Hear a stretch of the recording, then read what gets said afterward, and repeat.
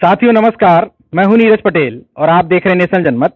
दिल्ली में जो किसान आंदोलन चल रहा है उसको लेकर ये तमाम सारा तथाकथित कॉरपोरेट मीडिया बार बार लोगों को बताने की कोशिश कर रहा है कि ये चुनिंदा लोगों का आंदोलन है। पंजाब और हरियाणा के किसानों को भ्रमित करके दिल्ली में बैठा दिया गया है। इसलिए लखनऊ में एक मीटिंग आयोजित की गई सरदार सेना द्वारा। उसमें इसी किसान आंदोलन को लेकर के आगे की रणनीति पर चर्चा हुई। मैं इस वीडियो के माध्यम से केवल आप लोगों को यह बताना चाह रहा हूं कि उत्तर प्रदेश के जागरूक किसान भी समझ रहे हैं कि इन बिलों के माध्यम से उनका नुकसान किया जा रहा है। सरदार सेना के राष्ट्रीय अध्यक्ष मेरे साथ में हैं doctor R S Singh Patel ji. हम सबसे पहले आपसे ही समझते हैं आपको क्यों तकलीफ है इन बिलों को लेकर के। धन्यवाद आदरणीय संपादक महोदय। सबसे पहले आपको इसलिए धन्यवाद कि आप वंचितों के किसानों के आवाज हैं।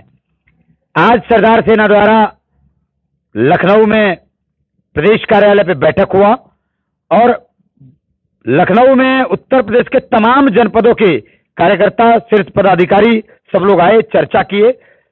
बहुत विस्तृत तरीके से लोगों ने बात रखा। हमें ही नहीं, देश के एक एक किसानों को इस बात की तकलीफ है जो कॉन्ट्रैक्ट फार्मिंग बिल को, इन तीनों बिलों को जो समझ रहे हैं। सबसे पहला विषय यह है, कॉन्ट्रैक्ट फार्मिंग बिल का मतलब होता है contractor to farmer bill. Contract farming bill में इन्होंने बड़े साफ साफ शब्दों में दिया है कि लोगों को समझ भले ना आवे, लेकिन सरदार सैनिक मतलब किसान के बच्चे ये जरूर समझते हैं कि गुलाम बनाने की नई धारणा का नाम है कॉन्ट्रैक्ट फार्मिंग बिल। अब अंडानी, अंडानी और अंबानी इनके दलाल आएंगे और मान लीजिए कि ये हमारे आदरणीय सरदार सेना के उत्तर प्रदेश के किसान संघ प्रदेश अध्यक्ष हैं राजेश जी, चंदौली लोकसभा से आते हैं ये। अब कॉन्ट्रैक्ट फार्मिंग बिल चालू हो गया है, मान लीजिए कि इनका कानून चालू कर दिया गया। अब ये इनके घर पे आया अंडानी का एजेंट और इनसे कहेगा कि भाई राजेश जी, ये मेरा क्षेत्र है, आप एक बात बताओ कि आपके पास कितना बीघा खेत है। ये कहेंगे भैया 10 बीघा खेत है। तो बोलेंगे कि मुझे गेहूं इस बार पैदा करनी है। तो कहेंगे नहीं नहीं, मुझे तो टमाटर पैदा करनी है। वो कहेगा नहीं नहीं, ये कानून पढ़ लो, मुझे रजिस्ट्रेशन दिया है अंडानी के नेता मोदी ने। और कहा जाएगा कि मुझे गेहूं चाहिए, तो अंडानी ने कहा गेहूं, तो राजीव जी को गेहूं बोना पड़ेगा। अब गेहूं बोने के पहले कॉन्ट्रैक्ट होगा। कॉन्ट्रैक्ट में क्या होगा, लेके आएंगे वो एक गेहूं का सैंपल और कहेंगे ये वाली क्वालिटी आप दे सकते हैं। तो आदरणीय अध्यक्ष जी कहेंगे हाँ दे सकता हूं। अच्छा दे सकते हैं, तो कॉन्ट्रैक्ट साइन हो गया, सिग्नेचर। उसके बाद कुंतल कि ये 1 बीघा में कितना होता है, तो आप बोलेंगे भैया 10 कुंतल मैं देता हूं, पैदा मेरा 10 कुंतल होता है। तो आप बोलेंगे अच्छा 10 कुंतल, क्वालिटी के बाद क्वांटिटी साइन। उसके बाद बोलेंगे भैया कल भी तुम मंडी पहुंचाते थे, एक काम करो आज भी मेरे गोडाउन पहुंचाना है, बनारस में है। तो कहेंगे ठीक है। अब गेहूं बो दिए 10 बीघा और मौसम का मारा गया और मरबा हो गया। मरबा मतलब पतला हो गया। तो सामान्य सी बात है, क्वालिटी घट गई और क्वांटिटी भी चली गई। अब वो लेके आएगा बिल, हाउ कॉन्ट्रैक्ट साइन हुआ इनका, साइन किए हैं उस पर। अब राजेश जी को पकड़ेगा, कहेगा भाई 20 रुपया किलो, 19 रुपया 25 पैसा किलो सरकार देती और हमने लिखा है रेट 20 रुपया किलो आपको देने का। तो 20 रुपया किलो का मतलब अब तो आप ना क्वालिटी दिए ना क्वांटिटी दिए। अब क्या होगा, वो कहेगा हम 10 रुपया किलो लेंगे। राजेश जी कहेंगे नहीं देंगे। तो राजेश जी कहेंगे एमएसपी वाला, मोदी जी वाला एमएसपी। तो मोदी जी वाले एमएसपी पे जाएंगे। तो सरकारी कर्मचारी जो बैठा मोदी जी वाला, वो कहेगा भाई अभी हमारे यहाँ बजट नहीं है, 5 साल बाद पैसा अलाउ हो पाएगा।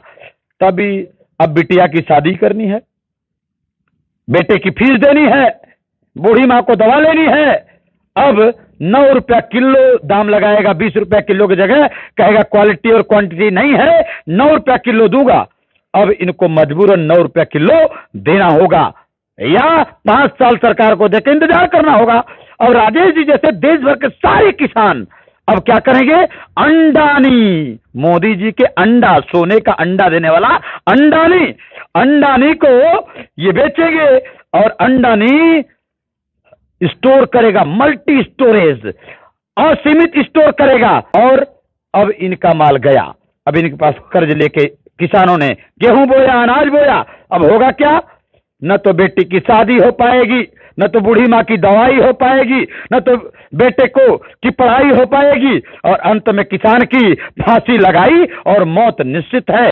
इसलिए आज सरदार सेना के सैकड़ों क्रांतिकारी साथियों ने यह कसम खाया है कि ऐ मोदी बाबू, इस दाढ़ी बढ़ाने से कोई रविन्द्रनाथ टैगोर नहीं हो जाता।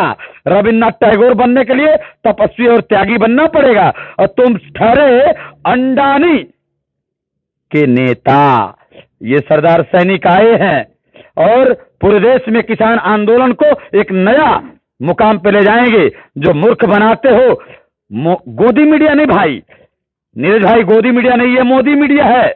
हाँ, तो मोदी मीडिया कहना है। मोदी मीडिया क्या दुष्प्रचारित कर रहा है? कह रहा है कि केवल पंजाब के किसान है, हरियाणा के किसान है। अरे मूर्खों, तुम तो टहले मोदी के दलाल।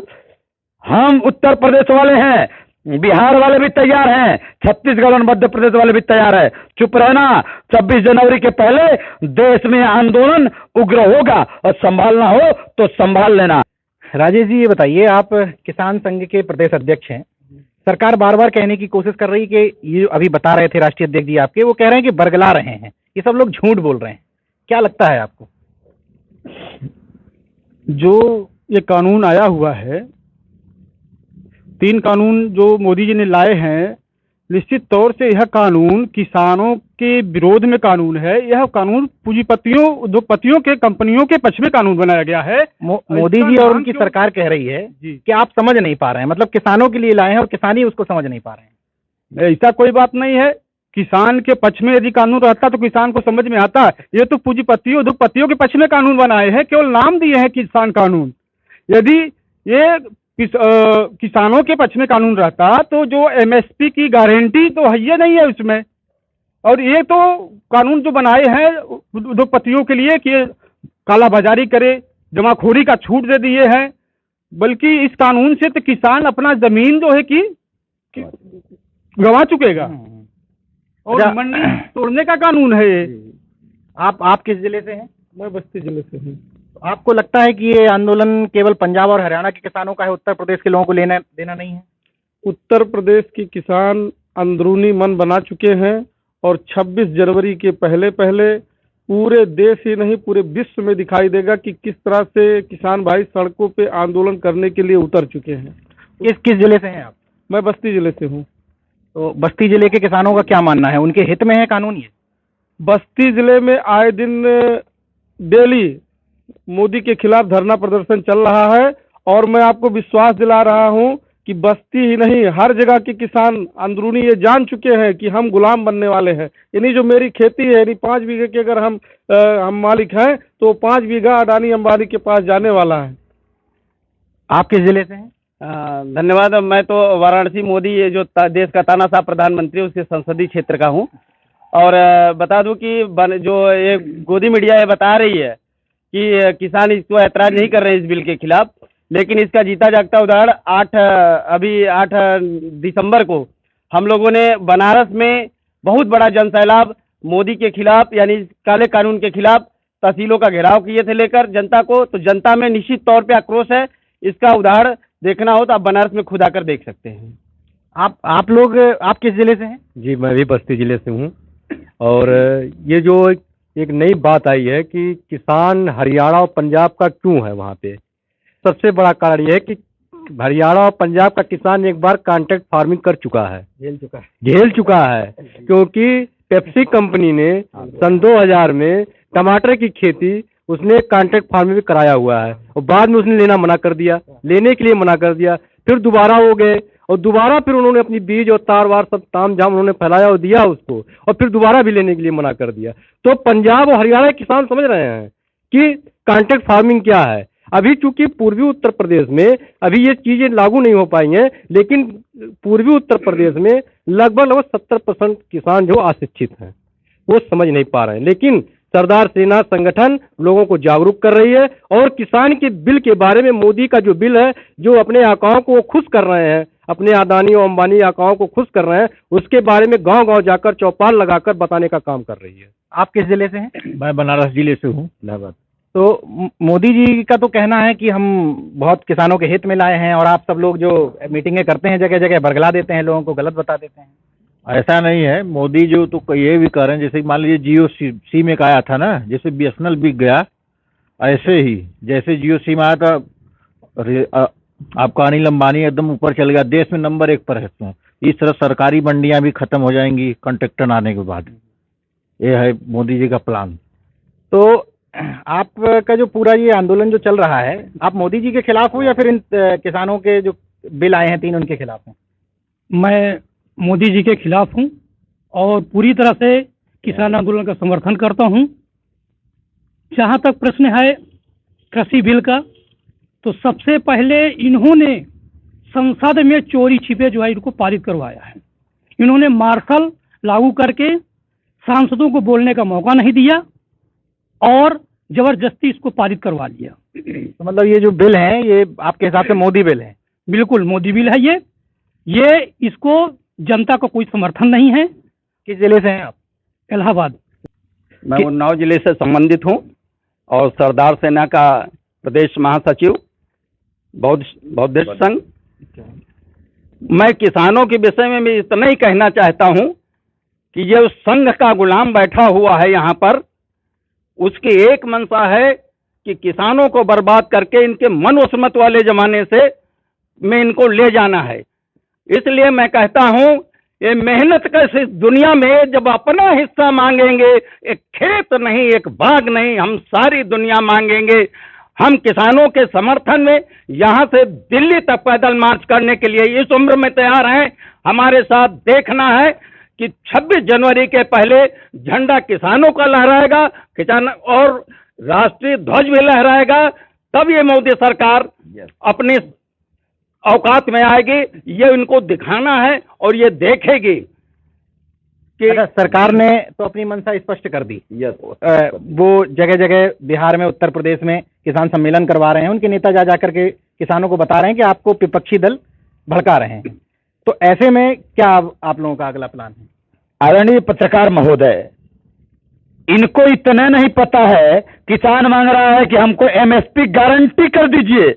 तो इतना जो सम्मेलन, 700 सम्मेलन पूरे देश में, 700 जनपदों में 700 सम्मेलन ही करेंगे, कई लाख करोड़ रुपए खर्चा करेंगे, लेकिन किसानों के लिए गारंटी बिल कानून नहीं लाएंगे। किसान कह रहा है गारंटी बिल कानून ला दो और असीमित भंडारण कानून हटा दो, लेकिन ये नहीं करेंगे। मैं इतना ही कहना चाहूंगा, इनके जो चेले चपड़े चपाटे संघी और दल्ले हैं, इनके किसान सम्मेलनों में वही आएंगे। असल में किसान, उत्तर प्रदेश की बात मैं बता दूं, यहाँ एक गेरुआधारी बाबा है, उनको किसानों से तो मतलब है नहीं। वो कल तक गोरखपुर मठ में उल्टा सीधा पता नहीं क्या ऊपर नीचे करते थे, अब क्या हुआ, अचानक इनको बना दिया गया मुख्यमंत्री। अभी डमरू बजाने की आदत वहां थी, तो ये सोचते हैं कि डमरुआ बजा दे रहे थे, उत्तर प्रदेश भी ठीक होगा। माननीय पत्रकार महोदय बताऊं, हम लोग जब आंदोलन करने घोषणा करते हैं तो घरवा में आकर के 2-2, 3-3 थाने के पुलिस हम लोगों को घरवा में बंद कर देते हैं। संभल में किसानों को नोटिस दिया गया है? जी हाँ, दिया गया है। संभल में किसानों को नोटिस दिया गया है। देखते हैं 26 जनवरी के पहले भारत के कितने किसानों को नोटिस देते हैं। ऐलान है सरदार सेना का कि अब सरदार सैनिक उतरेंगे सड़क पर और इनको वापस मोदी को भेज देंगे गुजरात। एक लाइन की बात है, एमएसपी गारंटी बिल लाओ और नहीं तो तुमको किसान यहां से कर देगा भगाओ। तो अगर आपने मेरा YouTube चैनल सब्सक्राइब नहीं किया तो प्लीज़ सब्सक्राइब कर लें और उस बेल आइकन पर जरूर क्लिक करें, जिससे जो मेरे न्यू वीडियो है